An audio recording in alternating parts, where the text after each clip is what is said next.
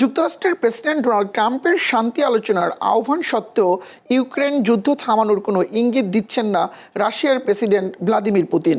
বরং ক্রেমলিন ঘনিষ্ঠ একাধিক সূত্রের দাবি, ইউক্রেনের সাম্প্রতিক ড্রোন হামলার পর রাশিয়া আগামী কয়েক মাসে সামরিক অভিযান আরও জোরদার করতে পারে।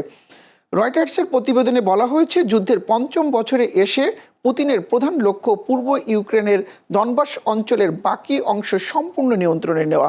সূত্রগুলোর দাবি, বর্তমান যুদ্ধরেখার ভিত্তিতে সমঝোতার প্রস্তাবও তিনি প্রত্যাখ্যান করেছেন।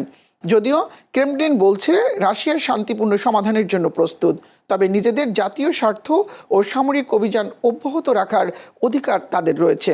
অন্যদিকে ইউক্রেনের পক্ষ থেকে দাবি করা হয়েছে, গোয়েন্দা তথ্য অনুযায়ী পুতিন শান্তির প্রস্তুতি নয়, বরং সামরিক অভিযান চালানোর পরিকল্পনা করছেন।